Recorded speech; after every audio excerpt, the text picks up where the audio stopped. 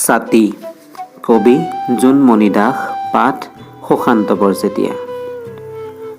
বৰষুণক বেয়া পোৱা মানুহবোৰেহে লগত লৈ ফুৰে ছাতি। ৰ'দক ভয় কৰা ছোৱালীবোৰেহে লগত লৈ ফুৰে ছাতি। ছাতিৰ তলত লুকাই বৰষুণ বেয়া পোৱা মানুহবোৰে বৰষুণৰ পৰা নিজক বচাব খোজে। অথচ আচাৰ কণী মাৰি বৰষুণৰ ৰূপালী লতাই নিতিতিওৱাকৈ নাথাকে ছাতিৰ তলৰ মানুহক। তিয়াই দিয়াটোৱেই যে বৰষুণৰ পহিলা নিয়ম।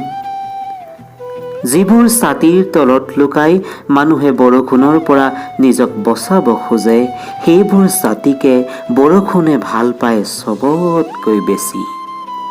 বৰষুণক নিতিতাকৈ সেয়েহে আজিলৈকে হাত সাৰিব পৰা নাই পৃথিৱীৰ কোনো এটা ছাতি।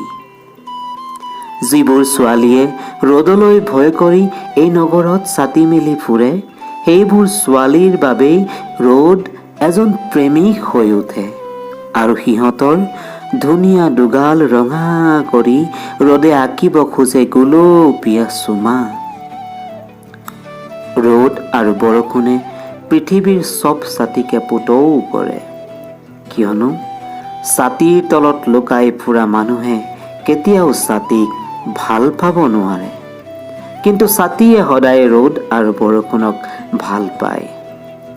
নিজক বচাবলৈ মানুহবোৰে যেতিয়া ৰ'দ বৰষুণত ওলায়, তেওঁলোকৰ হাতত উঠি ছাতিয়ে ৰ'দ আৰু বৰষুণক চাবলৈ যায়।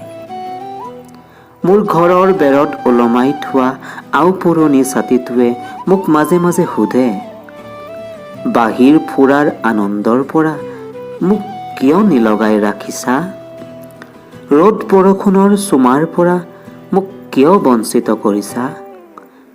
মই ছাতিটোক কওঁ, তিতিলেহে বৰষুণত জীপাল হয় বুকু, ডুবিলেহে চকু পানীত চিকুণ হয় চকু।